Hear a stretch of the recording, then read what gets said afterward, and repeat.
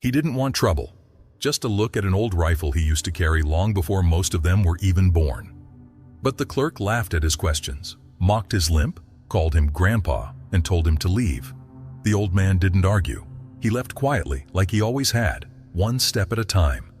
What the clerk didn't know was that the name on that man's dog tag still meant something, and exactly 1 hour later, an entire Navy SEAL team pulled into the parking lot.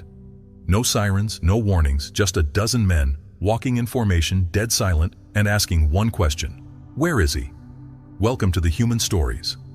Before we begin this powerful story of disrespect, loyalty, and redemption, tell me in the comments, from which city are you watching this video today? And if you believe real warriors never forget their own, hit that subscribe button. These stories matter. The gun shop sat on the edge of town, nestled between a bait store and a hardware warehouse, its windows tinted just enough to give the illusion of authority. Inside, racks of rifles lined the walls like trophies, and glass counters displayed handguns too polished to look real. Behind the register, two young clerks leaned over their phones, half paying attention to the soft hum of country music playing from the ceiling speaker. The place wasn't busy, but it never needed to be. This was the kind of store that made its money on image. At exactly 10:43 a.m., the front door chimed. The man who entered didn't command attention. He simply existed in a way that made everything a little quieter. Worn boots, jeans that had been patched at the knee, a brown leather jacket older than half the staff. His face was weathered but calm, eyes sharp under the brim of a faded Navy SEAL cap. He moved slowly but with purpose, his limp noticeable but never pitiful. He didn't glance around. He walked straight to the counter, rested his hand gently on the glass, and waited. One of the clerks looked up, gave a forced smile. "Need something, sir?" The old man nodded once. "Yeah, wondering if you still carry the M1 Garand replica from the back wall, the real stock model." The kid blinked. That's a collector's piece, not something you'd want to fire." "I didn't ask to fire it," the man said, voice even. "Just wanted to hold it for a moment. Haven't touched one in decades." The second clerk, a little older, stepped in with a chuckle. "That rifle's heavier than it looks, Pops. Might be a bit much for your back." The old man didn't smile.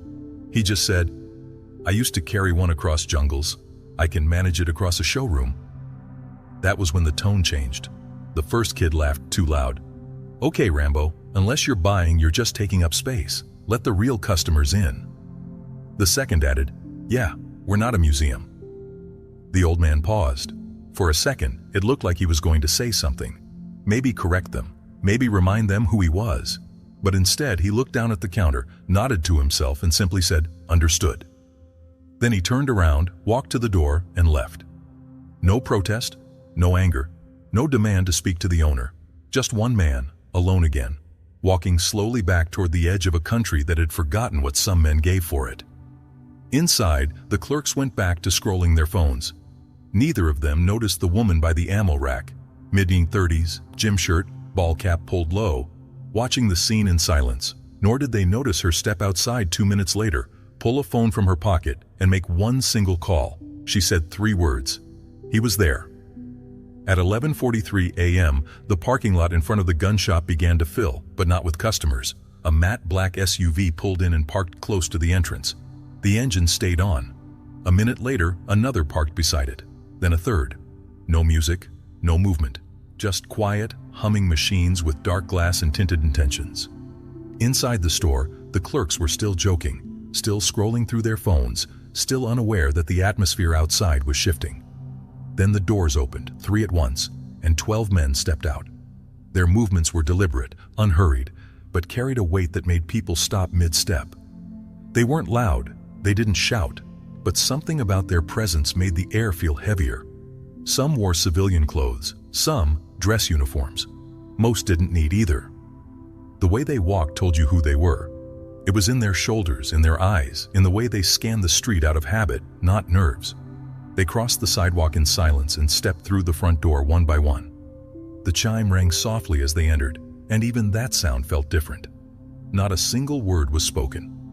They simply spread out in a calm, semicircular formation facing the counter. The youngest clerk, seated on a stool behind the register, barely looked up from his phone. "Welcome in, gents. Looking for anything specific today?" he said without much interest. Then he glanced up and froze. 12 men, still, quiet, eyes locked on him. The oldest of them, graying hair, square jaw, chest bearing rows of ribbons, and the unmistakable SEAL trident, stepped forward. "An hour ago," he said evenly, "one of us walked through this door." His voice wasn't loud, but it hit with force. The second clerk, who had made the joke earlier, cleared his throat, visibly uncomfortable. "Sir, I think there's a misunderstanding." The man cut him off with nothing but a look. "He didn't come here to be honored," the SEAL continued. "Didn't ask to be recognized. He just wanted to see a rifle he hadn't touched since Vietnam. Your staff laughed, called him Grandpa, told him to leave. You didn't ask who he was. You didn't care." He placed something on the counter, a scorched flag patch, folded and worn. "He pulled this off my uniform when I was bleeding out in Helmand. Carried me out on foot. 22 hours with no radio, no backup, and a hole in his side the size of a fist. He never told anyone about it, never asked for thanks.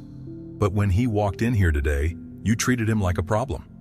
The younger clerk swallowed hard, shifting in place, eyes flicking toward the door as if hoping to escape. The SEAL didn't move. "We're not here for revenge. We don't need an apology." But he won't speak for himself, so we're speaking for him. Another SEAL stepped forward and placed a photo on the glass. 8 men, arms slung over shoulders, dust-caked and sunburned, but smiling. The man in the center, younger then, unmistakable now, was the same one they had mocked an hour ago. The clerk's mouth opened slightly. "I didn't know." The lead SEAL nodded slowly. "Exactly. You didn't ask. No threats, no demands, just truth." Then the first man turned. The others followed, 12 of them, walking out the same way they came in. Without fanfare, without sound, just leaving behind a silence no bullet could replicate. Outside, a small crowd had started to gather, drawn by instinct more than curiosity. Phones came out, not to film, but to record, just in case they forgot how it felt to see something like this. The SEALs didn't acknowledge them. They didn't need to. They got back in their vehicles and drove off, one after another, like nothing had happened. But something had, because inside the shop, the air didn't return to normal. The clerk sat down slowly, staring at the photo still sitting in front of him. For the first time, he realized he hadn't just thrown out an old man. He had dismissed history, and now the entire world was about to learn who they'd really pushed out the door. By 1:45 p.m., the photo had already gone viral in 3 veteran Facebook groups. It was taken by a customer who had walked in just after the SEALs arrived. 12 men, standing in complete silence inside the gun shop, all facing the counter where 2 clerks stood frozen behind the register. No fists, no shouting, just stillness and a presence too heavy to ignore. The caption simply read, "When you disrespect a SEAL, you get all of them." At first, most people didn't understand the context. The post was shared and reshared, often with nothing but the American flag emoji. Then someone asked, who was the old man they were standing for? And that's when everything changed. By 2:12 p.m., a name emerged in the comments. James C. Beckett. A man who had been seen around town for years but never spoken much. Always polite, always alone. Wore the same beat-up SEAL Team 3 cap every day. No one ever asked what it meant, until now. One commenter wrote, "He was my uncle's CO in '91, saved 3 men in Panama. Didn't talk about it once after coming home." Another added, "If that's Beckett, we're talking about a real ghost, the kind of guy you only hear about in briefings, never in the news." Someone found a grainy, scanned personnel summary buried in a military archive and uploaded it under the photo. Master Chief Special Warfare Operator James Charles Beckett, SEAL Team 3, joined in 1966, retired in 2004, Bronze Star, Silver Star, Purple Heart, multiple unlisted commendations, records showing service across Vietnam, Mogadishu, Panama, and Iraq. Over 35 confirmed personnel extractions in hostile zones. No autobiography, no press coverage, no interviews. Just decades of silence, decades of doing the job. By 3 p.m., the local news station had picked up the story, titled simply, "Silent Visit, 12 Navy SEALs Show Up at Gun Store in Support of Local Veteran." The article gave no sensationalist details, just facts. A man had come in. He'd been asked to leave. An hour later, a team arrived. And suddenly, A quiet, overlooked figure had become a symbol of everything people had forgotten to respect. At the shop, the silence hadn't lifted. The clerks hadn't spoken to one another in over an hour. The photograph left behind by the seals sat on the counter, showing 8 men in a black and white group photo in the desert. They were muddy, sunburnt, young, but their eyes were hard. Beckett was in the middle, standing with arms crossed and a half smile that said nothing and everything at once. Customers who came in later didn't ask about ammunition or gear.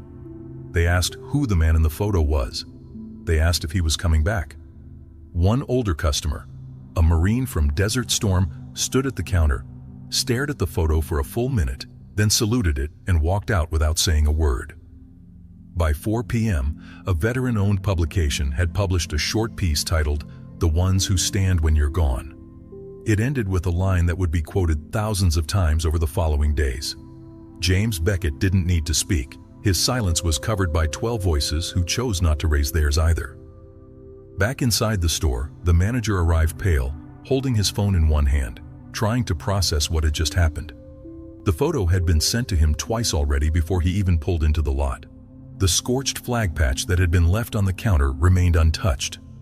He didn't blame the clerks. He didn't even speak to them. He simply walked to the display case, took out the M1 Garand the old man had asked to see, and placed it on the counter beside the photo.